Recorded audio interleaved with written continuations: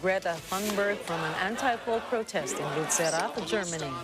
This is the second time the Swedish activist made headlines over breaking police barriers in coal pits. More details on this later in the news.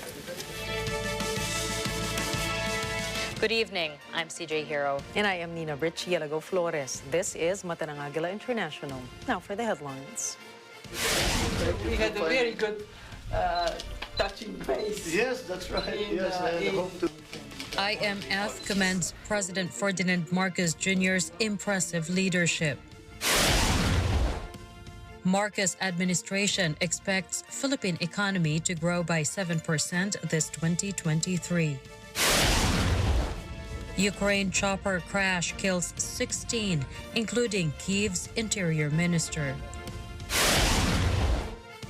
Elon Musk claims he turned down World Economic Forum's invitation. And Net25's new TV series Goodwill premieres on January 22.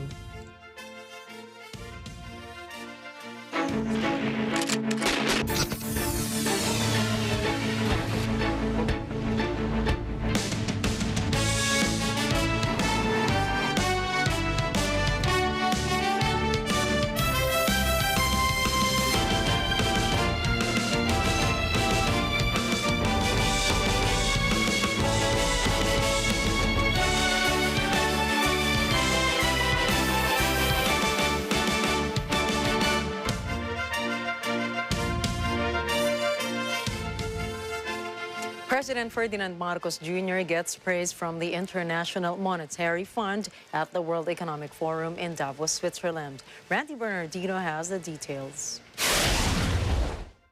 The International Monetary Fund, or IMF, lauded the impressive leadership of President Ferdinand Marcos Jr. amid the turbulent challenges faced by the Philippines last year. During the sidelines of the World Economic Forum in Davos, Switzerland, IMF Managing Director Kristalina Georgieva said they found the Philippines to be an exceptionally well-performing country. Georgieva said Marcos's leadership is commendable since he was able to sustain the growth of the Philippines. President Marcos underscored the need to go back to the basics, pointing out the number of challenges faced by the country, particularly when it comes to food supply. He admitted there are weaknesses that need to be addressed, such as food, energy, infrastructure, and climate change. The president also reiterated the government's goal to improve digitalization initiatives, which are crucial in making the bureaucracy more efficient and effective. Malacanang also said the IMF has expressed readiness to help the Philippines in achieving sustainable growth and pushing for economic policies that would benefit more Filipinos. Meanwhile, Marcos also met with several officials of Glencore, a multinational company that has products focused on energy, agriculture, and mining. Sources say Marcos continues to present steps and plans of his government to grow the economy of the Philippines to attract more investors. Randy Bernardino for Matang Agila International. Trusted, connected, on point. In his opening speech at the World Economic Forum, President Ferdinand Marcos Jr. highlights the country's projected economic growth. Nadine Aguilar files this report.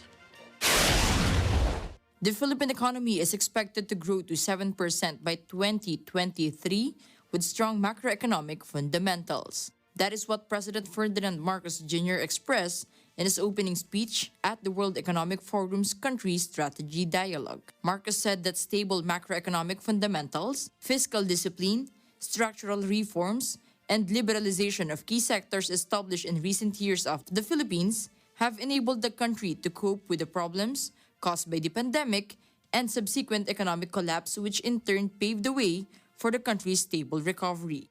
In this regard, Marcos said countries need to ensure that there are enough measures to mitigate the impact of high inflationary pressures, especially the effects on the most vulnerable sectors. The president also stressed the importance of economic cooperation to help develop smaller economies and enable their participation, especially those small businesses and segments of the economy underutilize global economic potential. The president, under his administration, also promised to further strengthen micro, small, and medium enterprises or MSMEs for the digital economy. The president's delegation to the WEF includes House Speaker Martin Romualdez, Finance Secretary Benjamin Jokno, Trade Secretary Alfredo Pascual, and Socio-Economic Planning Secretary Arsenio Balisacan. Nadine Aguilar, for Mata ng Agila International. Trusted, connected, on point. As part of the country's development plan, President Ferdinand Marcos Jr. stresses his administration will work to solve the energy and food crisis. Madeline Moratillo for this report. The government will continue to focus on the current energy and food crisis as part of the Philippines Development Plan. This is what President Ferdinand Marcos Jr. said during the country's strategy dialogue held in Davos, Switzerland. The country's chief executive sees this as a way to accelerate 7% economic growth for 2023.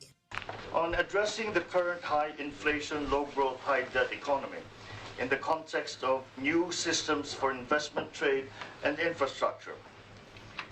Well, according to IMF, projection for the global economic growth in 2023 is a rather low 2.7%, slower than the 3.2% in 22, which is already a significant decrease from 6% in 2021. In the Philippines, the picture is slightly different, and we project our economy to grow by around 7% in 2023. Our actual projection is 6.5, but there are signs that we might be able to surpass that. The president also shared the foundation of the Philippines' stable economy. According to Marcos, the country has overcome the pandemic and the fear of economic relapse due to different ways. Our strong macroeconomic fundamentals, fiscal discipline, structural reforms, and liberalization of key sectors instituted over the years have enabled us to withstand the negative shocks caused by the pandemic and succeeding economic downturns and map a route towards a strong recovery. Marcos stressed the importance of economic and technical cooperation to help small businesses in development, which is expected to contribute significantly to the global economy and industrial development. We stress the importance of economic and technical cooperation to assist the development of smaller economies and enable their participation, both of small businesses and economic segments with untapped potential in the global economy, and also of large-scale industrial development. The president also acknowledged the importance of digitalization as the key driver for long-term development and economic transformation in the country. Madeline Villar Moratillo for Mata ng Agila International. Trusted, connected, on point. World leaders continue to voice their support for Philippine projects, one of whom is former UK Prime Minister Tony Blair. Moira Encina tells us more. Transportation Secretary Jaime Bautista confirmed that former UK Prime Minister Tony Blair is interested in supporting Philippine railway projects. This comes after Bautista shared with Tony Blair the infrastructure projects of the Transportation Department, including the government's railway projects. Bautista said it is important to discuss infrastructure projects in front of various industry leaders and investors. The palace confirmed that the president's investment pitch for the Philippines has garnered positive reactions from various world leaders and investment experts. Moira Encina for Mata ng Agila International. Trusted, connected, on point. The number of COVID-19 cases in the country continues to decline. As of January 17, the Department of Health recorded only 196 cases. The number of COVID-19 active cases in the country has also dropped to 11,342. On the record, 3,993,715 have recovered from the disease, while 65,618 were recorded in the death toll. As of now, the country's bed occupancy rate is 19.4%. The Department of Health Officer in charge, Maria Rosario Vergeres, says right now COVID-19 cases are plateauing. She notes, however, that the agency is monitoring a few areas experiencing a slight increase in COVID-19 admissions. But generally, she says the situation is manageable. The National Disaster Risk Reduction and Management Council, or NDRRMC, announced today that the government has provided 74.5 million pesos worth of aid. The assistance was distributed to families affected by the ongoing rainfall and flooding in some regions of the country due to the shear line and low pressure area, or LPA, since January 1st. In the latest update of the NDRRMC, it said the assistance was distributed to affected families in regions 2, 3, 4A, 4B, 5, 6, 8, 9, 10, and 11. More than 347,000 families, or more than 1.3 million individuals, were directly affected by the bad weather in 1,930 barangays in the regions. The distribution included family food packs, bottled water, emergency shelter, hygiene kits, sleeping kits, medicines, and others. According to the NDRRMC, up to 37,000 families, or more than 155,000 people, are now temporarily staying in 484 evacuation centers designated by the government. The Philippines is among the countries most prone to natural disasters and extreme weather events globally. The Global Risks Report from the World Economic Forum showed Philippine business leaders consider natural disasters and extreme weather events as the top risk for the country in the next 2 years. The National Economic and Development Authority, or NEDA, will study Senator Raffy Tulfo's proposed bill that seeks to move weekend holidays to Monday. NEDA Undersecretary Rosemary Edilion said in a public briefing that while the proposal will help domestic tourism, there are still some things to consider. She said this includes the possibility of additional costs of doing business, including extra pay for workers on holidays. The official added that the proposal has positive impacts, that it strengthens family and community, but it needs to be balanced and be beneficial to all. Senator Tulfo says holidays are integral in order to honor and commemorate special events. He notes that holidays that fall on weekends make them feel less celebratory for individuals. He says the increase in the number of long weekends can help reduce stress, prevent burnout, and promote work-life balance. This will be for both employees and students, allowing them to decompress and spend their time with their family and friends. The National Privacy Commission, or NPC, has dismissed the case accusing Smartmatic and Comelec of data privacy violations. The NPC states the case lacked of merit.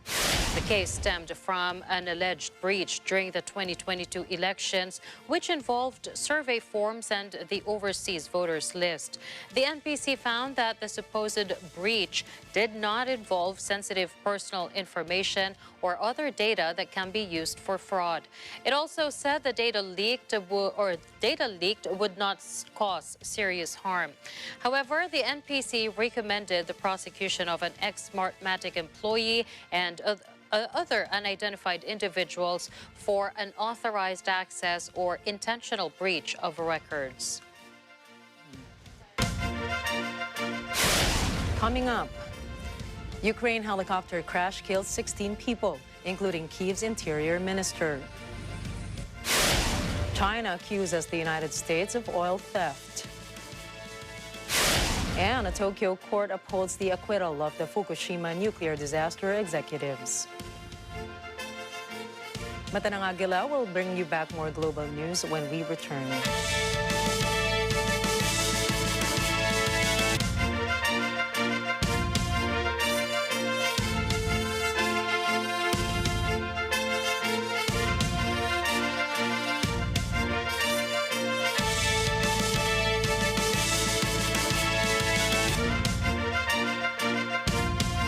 This portion is brought to you by Final Match Security and Investigation Agency.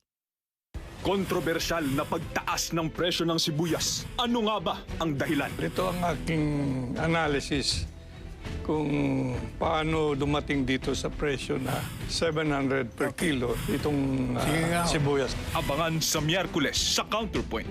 Tatalakayin ni Attorney Panelo at former DA Secretary William Dar ang issue ng sibuyas. Dito sa Net 25. Kung kayo ay nakaupo o nakabalik, sana mangyari. Ano sa tingin niyo ang unang gagawin niyo upang magkaroon ng katugunan yung pangkasalukuyang sulit? Nang dahil sa sakripisyo ng ina, anak ay nagpakatatag. Sa mundo ng makapangyarihang pamilya at mga lihim na kanilang kinikimkim, 3 babae at ang pagtatagpong magbabago sa kanilang buhay.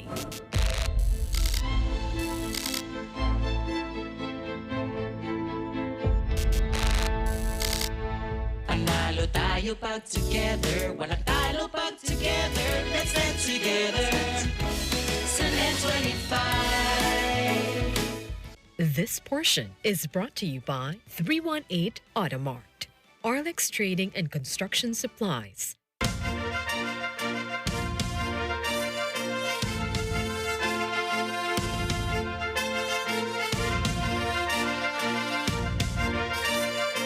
The news continues here on Mata ng Agila International.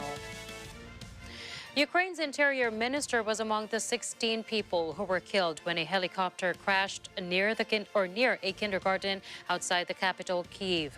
Reports say Interior Minister Denis Monastyrsky, his deputy Yevhen Yenin, and State Secretary of the Ministry of Internal Affairs Yuri Lubkovich were among those who died.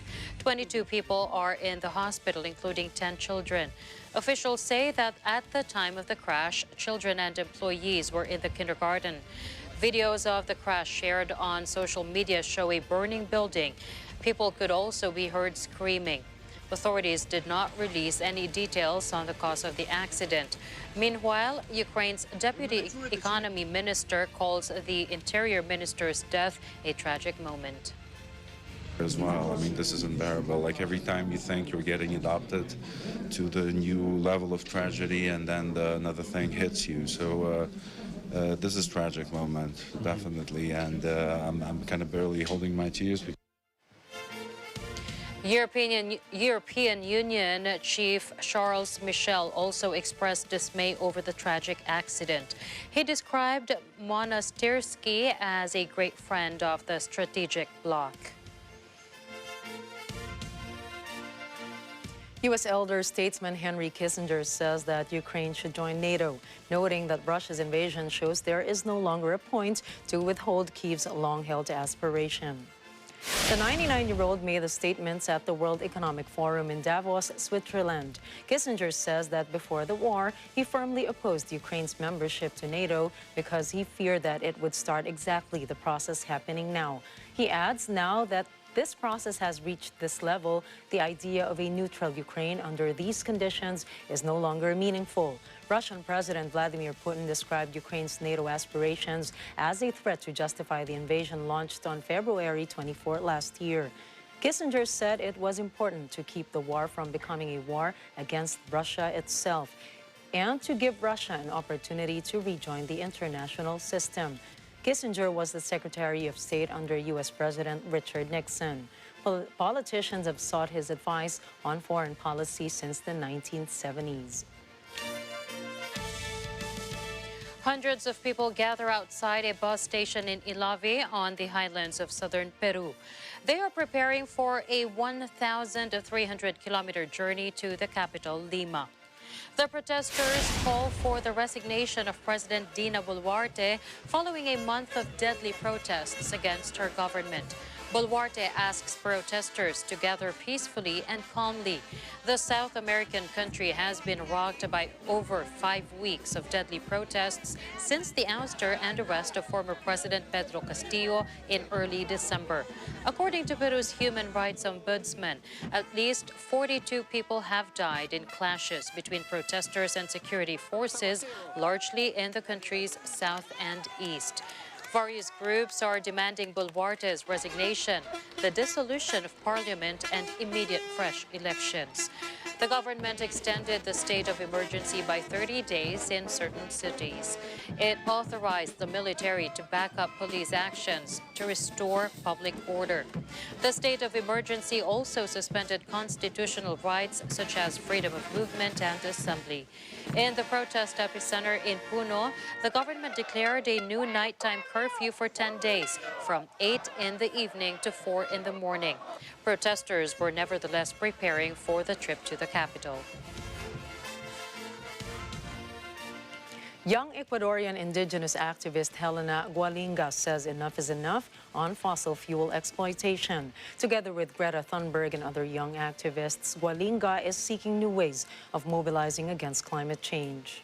Environmental activist Gualinga says the oil in the ground must be left alone. She says people have to stop exploiting indigenous territories. She emphasizes that the collective rights of indigenous peoples are extremely important. She says these rights must be a fundamental part of the conversations taking place in Davos. Gualinga commented on the green transition. It is a transition across industries to more sustainable practices. The green transition is set to be a major topic at the World Economic Forum of WEF this year.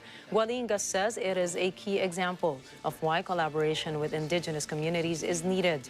Much of the green transition is about electrification, such as switching from gas cars to electric ones. To do this, minerals like lithium and cobalt need to be mined. Gualinga notes most mines that are being planned in the next couple of years are on indigenous territories. That is why she protests fossil fuel exploitation at the WEF. The WEF brings together hundreds of heads of government, ministers, and thousands of business leaders. It is in this venue that Gualinga believes she can mobilize the most action. Authorities detained Greta Thunberg during a protest against the demolition of the Luetzerat village. Police carried away the Swedish climate activist after she refused to move away from the edge of the coal mine. Local reports say the Luetzerat village will be demolished to pave way for the coal mine expansion. But activists insist Germany should not be mining any more lignite or brown coal and should focus on expanding renewable energy instead. Police released Thunberg after an identity check. The young activist called the expansion of the mine a betrayal of present and future generations. She also accused Germany as one of the biggest polluters in the world and needs to be held accountable.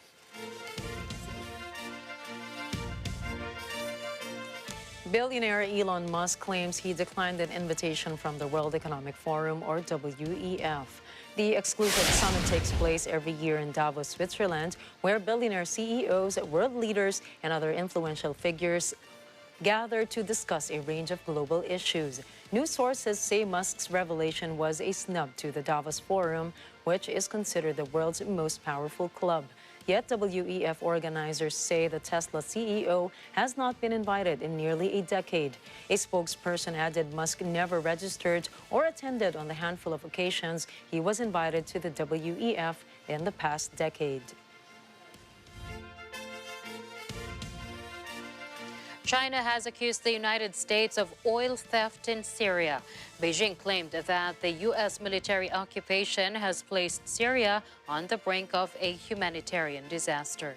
Chinese Foreign Ministry spokesman Wang Wenbin says the U.S. plunges other countries into turmoil and it gets to reap the benefits for its interests. He asserts Syria's situation is the result of the U.S.'s so-called rules-based order.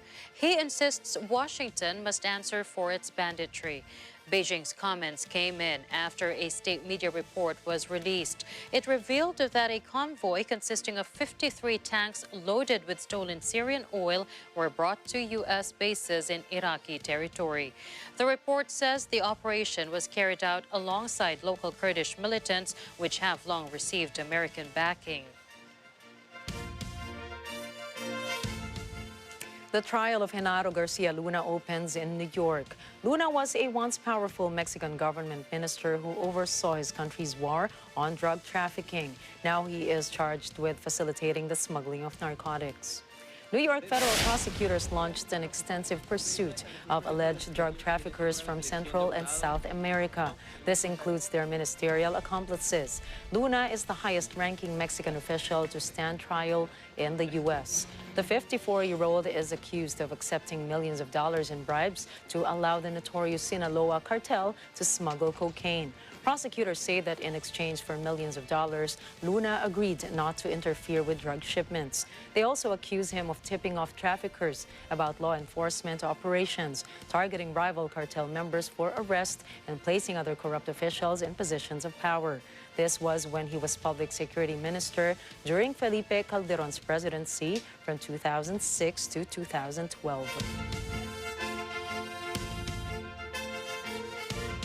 Tokyo's High Court upheld on Wednesday the acquittal of 3 former executives from the operation of the Fukushima nuclear plant, once again clearing them of professional negligence over the 2011 disaster. A court official says the trio's appeal had been dismissed. It is said to be the only criminal trial to arise from the world's worst nuclear accident since Chernobyl. A massive tsunami swamped the Fukushima Daiichi plant on Japan's northeastern coast in March 2011. This was after a 9.0 magnitude undersea earthquake, the strongest in the country's history. The tsunami left 18,500 people dead or missing. No one was recorded as having been directly killed by the nuclear accident, which forced evacuations and left parts of the surrounding area uninhabitable. Wednesday's verdict affirmed a non-guilty ruling in September 2019 for the ex-bosses from the Tokyo Electric Power Company, or TEPCO. Former TEPCO chairman Tsunehisa Katsumata and former Vice Presidents Sakae Muto and Ichiro Takehiro had faced up to 5 years in prison if convicted.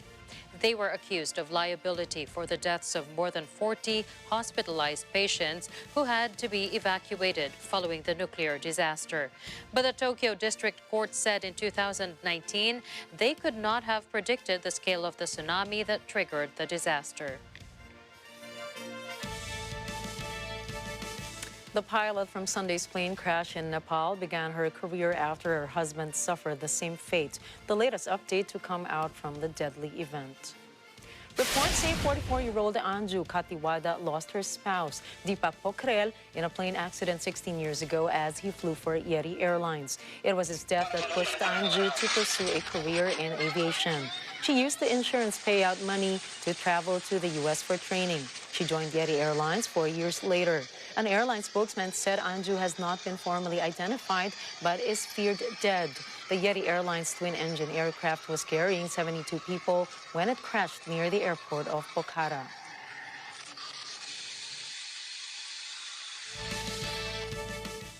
The EU wants Russia to stop charging foreign airlines to use Siberian airspace once restrictions on flights are lifted. The Russian airspace spans 11 time zones and provides the shortest route from Europe to Asia. The airspace was closed to Western airlines in response to sanctions introduced shortly after the start of Russia's military operation in Ukraine. Yet, Russia insists the case is not about paying for the right of overflying, but about the so-called toll agreements. These are common in international practice as commercial instruments. Moscow also asserts that such agreements have been signed between Russia and foreign airlines that operate flights via the Trans-Siberian routes. In return, foreign airlines shorten their route and save money.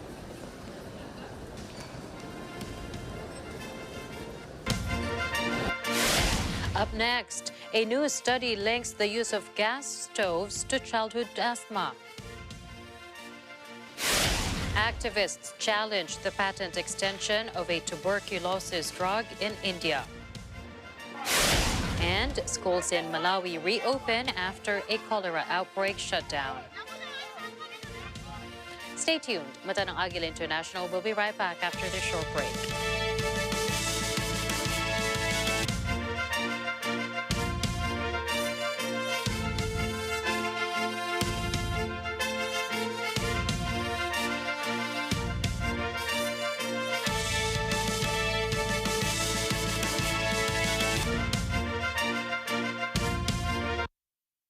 This portion is brought to you by Robic Builders, Quezon City Motor Vehicle Inspection Center. Kontrobersyal na pagtaas ng presyo ng sibuyas. Ano nga ba ang dahilan? Ito ang aking analysis kung paano dumating dito sa presyo na 700 per kilo itong sibuyas. Abangan sa Miyerkules sa Counterpoint. Tatalakayin ni Atty. Panelo at former DA Secretary William Dar ang issue ng sibuyas. Dito sa Net 25. Kung kayo ay nakaupo o nakabalik, sana mangyari. Ano sa tingin nyo ang unang gagawin nyo upang magkaroon ng katugunan yung pangkasalukuyang sulit?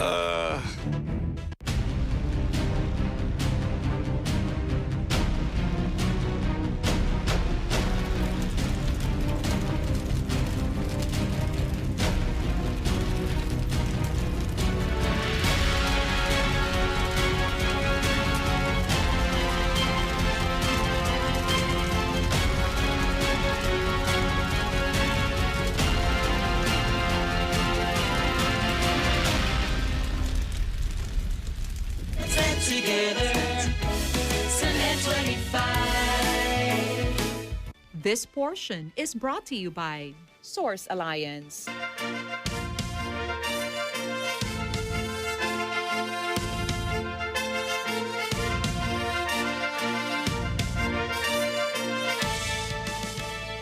A new study reveals gas stoves are linked to 12.7% of childhood asthma cases in the United States. The research shows unhealthy levels of pollution after cooking with gas, even for just 1 hour. A study by the International Journal of Environmental Research and Public Health examines meta-analysis from 2013. It found that households with a gas stove have a 42% higher possibility of childhood asthma in the home. Researcher Brady Seals says gas stoves at hot temperatures release several air pollutants, including carbon monoxide and nitrogen dioxide. Seals adds that in 2016, the Environmental Protection Agency reported that short-term exposure to nitrogen dioxide causes respiratory effects like asthma attacks. The latest findings have stirred American households. They wonder whether they should get rid of the appliance from their kitchens. The United States Consumer Production Safety Commission has responded to the debate. Chairperson Alexander Hoyne-Sarik admits there are research findings of hazardous emissions from gas stoves. However, he states there is no plan by the government to institute a ban. As an alternative, researchers in the study recommend improving indoor ventilation or switching to electric stoves. Residents of Mexico City react after the country sets in force a total ban on smoking in public places. These include hotels, beaches, and parks. The Latin American country also bans tobacco promotion, advertising, and sponsorship. Some say the new law can be both good and bad. It is good for people's health, but it's bad in regards to the freedom of people to do what they want with their bodies. Others who have had loved ones die of smoking-related diseases are thankful for the ban. But for business owners, they see the new rule as bad for sales. The only legal place to smoke now is inside private homes or private outdoor spaces. Under new environmental regulations in Spain, tobacco companies will be responsible for paying for the cleanup of millions of cigarette butts discarded each year. The law is part of a set of measures aimed at decreasing waste and increasing recycling. Spain has banned single-use plastic cutlery and plates, cotton buds, styrofoam cups, and plastic straws. The country also enforces a reduction on plastic food packaging. Millions of cigarette butts are discarded each year. They take about 10 years to decompose and emit toxic waste in the process. The new law also requires tobacco manufacturers to educate the public on proper disposal of cigarette butts. This is to discourage littering in public spaces. It is uncertain, however, how the law will be implemented and if the cleanup bill will be transferred to consumers. The Catalan Rezero Foundation suggested a sum of 1 billion euros to be allotted for road cleanups of cigarette butts. That amounts to a cost between 12 and 21 euros per citizen every year. Figures from a 2020 report indicate that 20% of adult Spaniards smoke daily. Time will tell if enforcement of the new law will affect their smoking habits. Two activists from India and South Africa are challenging a patent extension of a tuberculosis or TB drug in India. The petitioners themselves are TB survivors. They do not want Johnson & Johnson to extend its patent on the drug bedaquiline. They argue that generic versions of the medication should be manufactured instead. This would help make it more accessible to those with drug-resistant versions of the infectious disease. One of the petitioners, Nandita Venkatesan, says a bedaquiline costs $45 at its lowest, while a generic version costs anywhere between $8 to $17. He or she adds that something has to be done now so that more people will be able to benefit. The World Health Organization, or WHO, says tuberculosis cases increased last year. This was due to pandemic disruptions to diagnosis and treatment. WHO data reports a total of 1.6 million people died from TB in 2021. It also states that TB is the 13th leading cause of death and the second leading infectious killer after COVID-19. Schools in the Malawi cities of Lilongwe and Blantyre reopened. The Ministry of Health had shut them down for 2 weeks because of a cholera outbreak. The outbreak has affected the whole country, and these two cities were hit the worst. The impoverished southern African country records almost 18,000 cases of the disease. There have been 595 deaths since March. The United Nations says this is the largest outbreak to hit the nation in 10 years. Malawi teachers are doing their part to educate students to keep them from getting sick to stay in school. We are encouraging them to wash their hands frequently. We have in buckets where will be put water to wash their hands and soap. We also have disinfectants, a chlorine for cleaning the toilets and the classrooms. New York City's Education Department has banned an artificial intelligence or AI model called ChatGPT or GPT. It says it will no longer allow the AI tool on its networks because of concerns about negative impacts on student learning. ChatGPT is a language model developed by OpenAI. It can understand and respond to natural language inputs and generate human-like text. Proponents of ChatGPT say the model has the potential to improve efficiency and productivity.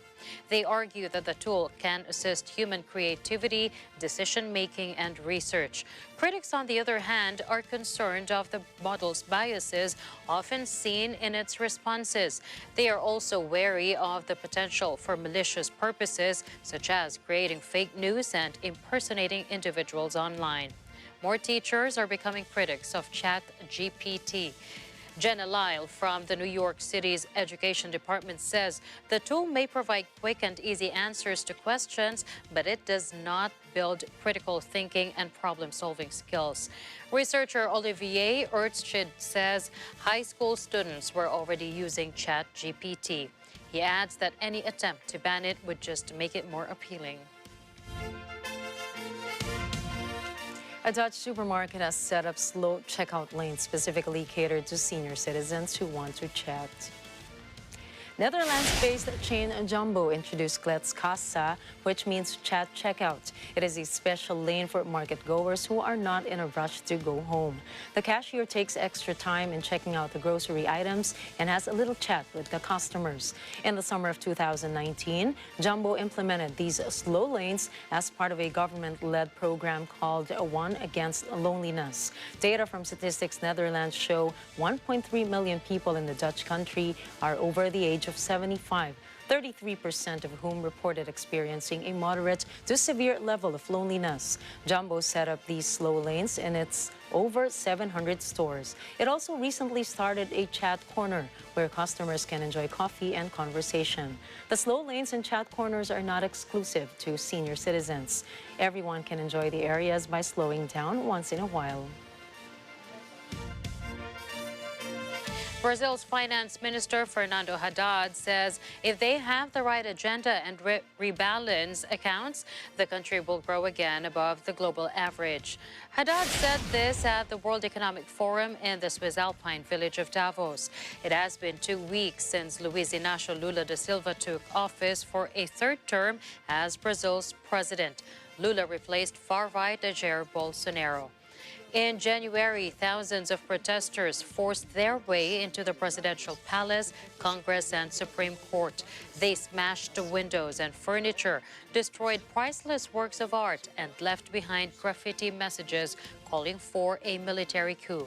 Reports say 44 military police were injured while defending the buildings from the rioters. The full extent of the damage to national heritage is still being determined.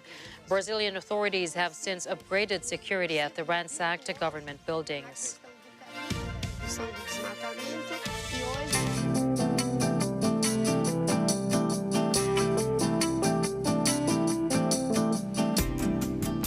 Argentina has lost half of its seasonal soybean harvest in its main production area. This is the rich and normally humid center of the country. The Rosario Stock Exchange says drought is the main cause.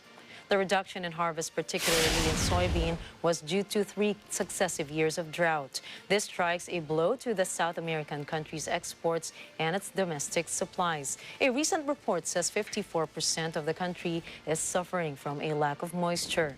14% was hit by severe drought, and 9% endures extreme or exceptional drought. The central regions of Cordoba, Buenos Aires, and Santa Fe have been the worst affected. Despite the unmet number of harvests every week, Economy Minister Sergio Massa insists that there would be enough rain over the next week to yield a good harvest for the year. At a factory on the outskirts of Cairo, entrepreneurial young Egyptians help combat their country's huge plastic waste problem. They recycle plastics and turn them into compact bricks. The bricks are then used as outdoor pavers for walkways and garages. According to a co-founder and CEO of eco-friendly construction startup Tile Green, the environmental goal is to create eco-friendly products in order to solve the plastic problem. This also serves as their way to participate and have an effective role in the solution. The eco-friendly construction developed a technology that allows them to turn plastic waste into an alternative substance. This can be used as construction materials instead of cement.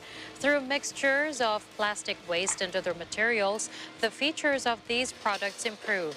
The eco-friendly products also undergo physical and thermal treatment under high pressure and compression to increase solidity.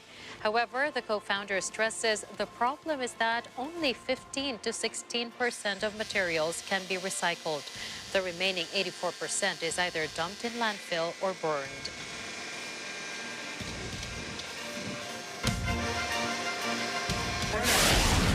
Right now, FTX reports $415 million in hacked crypto.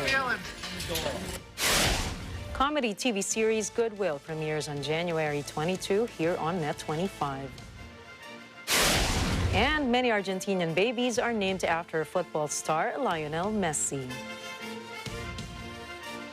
Catch more news here on Agila International. Please stay tuned.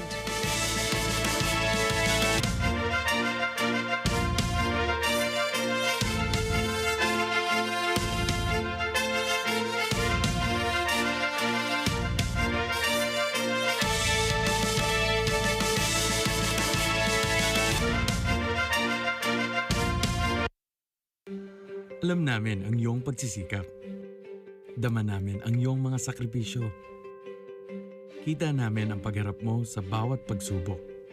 Kaya sa kabila ng mga hamon ng buhay, nandito kami para umalalay. Kasi katulad mo, gusto rin namin ang magandang bukas para sa kanya. Hatid namin ang dekalidad na edukasyon at makabagong pasilidad sa abot-kayang halaga. Kaya huwag ka na mangamba. Sasamahan ka namin tuparin ang mga pangarap niya.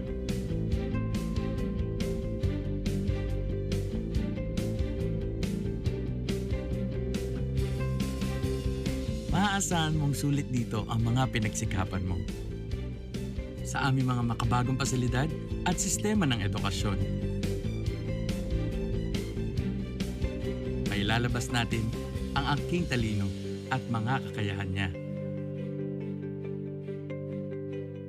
Kahit sa munting halaga, makakasiguro ka na makakasabay siya sa mabilis na pag-ikot ng mundo. Sa New Era, karamay mo kami sa bawat hamon. Kaagapay mo kami sa bawat hakbang. Kasama mo kami sa bawat ngiti at tagumpay.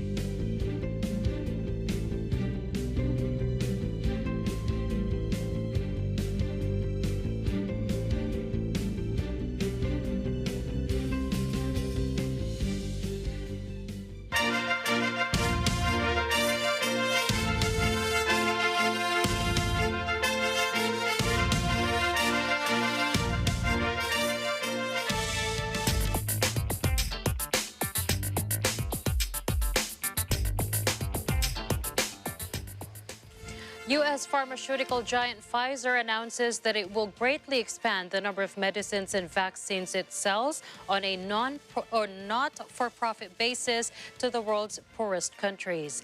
Pfizer made the announcement at the World Economic Forum meeting in Davos, and it said it will begin offering at cost the full slate of products for which it has global rights to 45 low-income nations.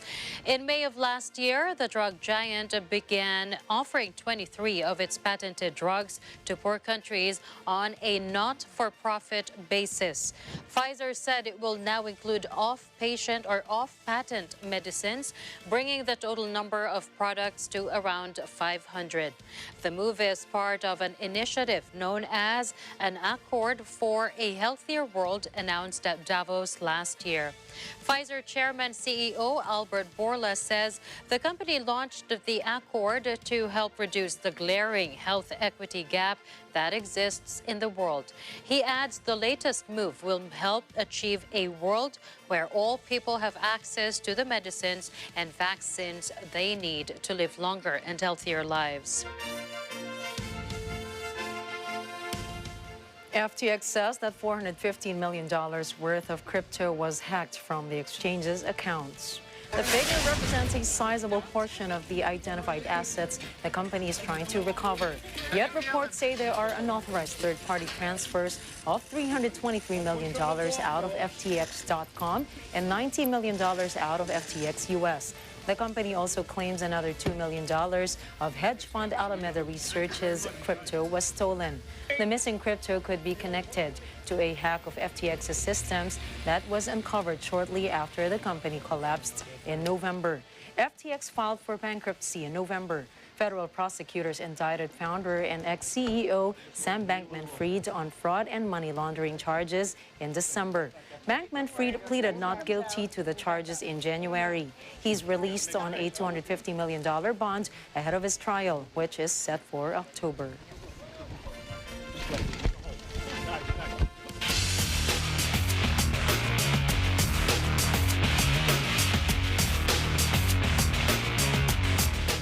Golden State Warriors head coach Steve Kerr and All-Star Steph Curry visit the briefing room at the White House in Washington.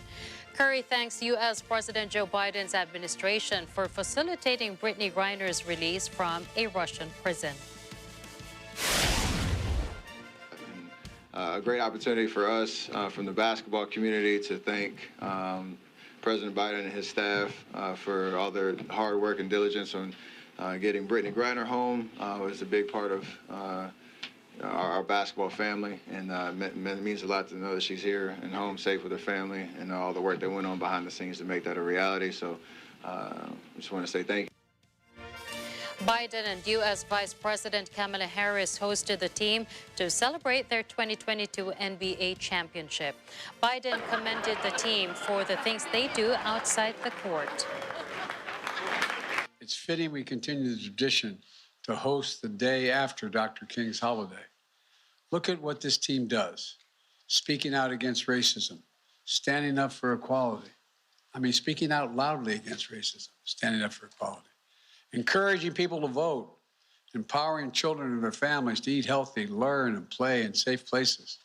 Rallying the country against gun violence. And Coach, I want to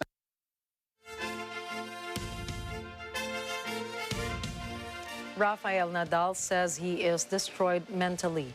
This is after he slumped out of the Australian Open with a second-round defeat Wednesday in which he struggled with a hip injury. The Spanish great hurt himself stretching for a shot in the second set against American Mackenzie McDonald. While he battled on, his movement was hampered. He lost with a score of 6-4, 6-4, and 7-5. Crashing out in the second round was his earliest defeat at a Grand Slam since 2016. Top seed Nadal said he wasn't sure if it was a muscle or joint problem with his hip. It had been hurting him for a couple of days. According to the 36-year-old Nadal, being injured is sometimes frustrating and difficult to accept. He describes it as a tough moment. However, Nadal hopes his injury is not too bad as he looks forward to playing back on the court.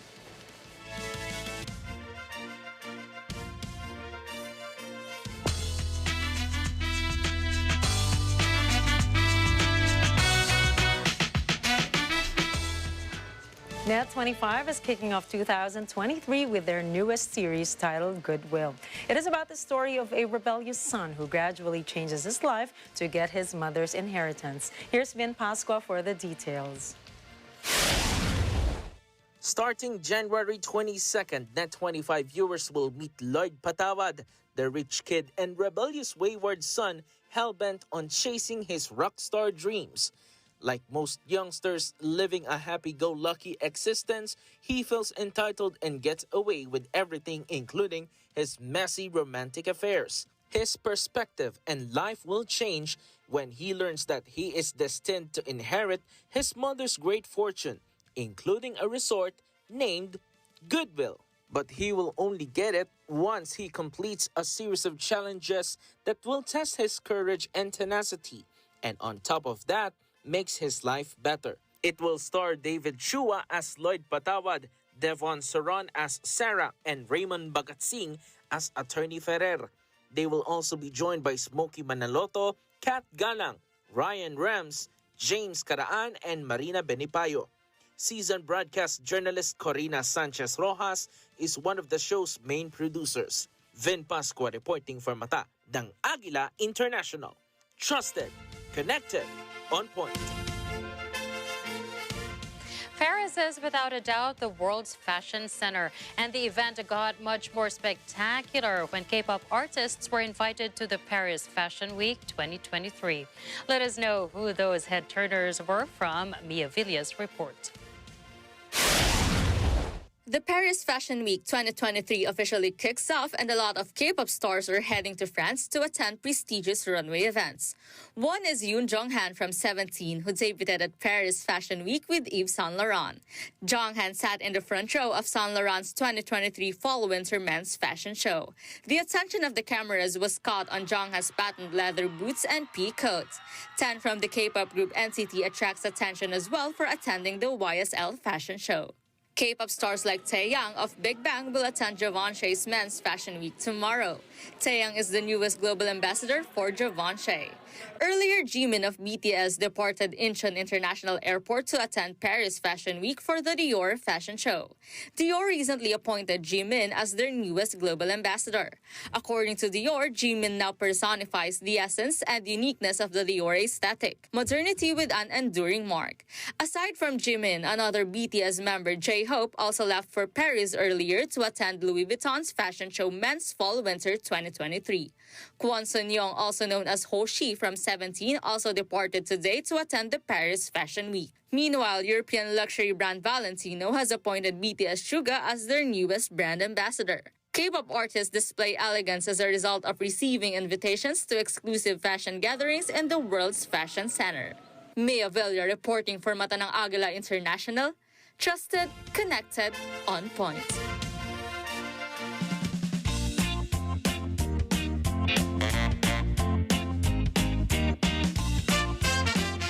Santa Fe, Argentina reports a 700% increase in the number of babies named Lionel or Lionella after Lionel Messi led his country to a World Cup victory. The Civil Registry Office for the province of Santa Fe says there were only 6 monthly registrations for Lionel or Lionella until September 2022. Ahead of the World Cup, that number jumped to 32 in October and November.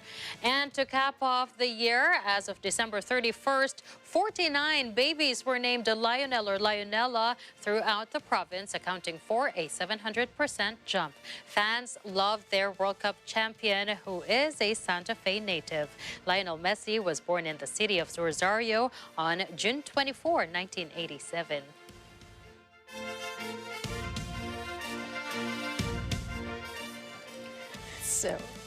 Well, it's Wednesday, and to help you go through this week, here's a quote from Scott Galloway, a professor of marketing. The world is not yours for the taking, but for the trying. Try hard. You just have to work for what you want to get. You can't just take it. Definitely. And that's a wrap for tonight's news. Catch the latest updates on our social media channels. I am CJ Hero. And I am Nina Richierago Flores. Please stay tuned for tonight's episode of Counterpoint with Attorney Salvador Panelo and former Department of Agriculture Secretary William Dar. This is Mata ng Agila International, trusted, connected, on point.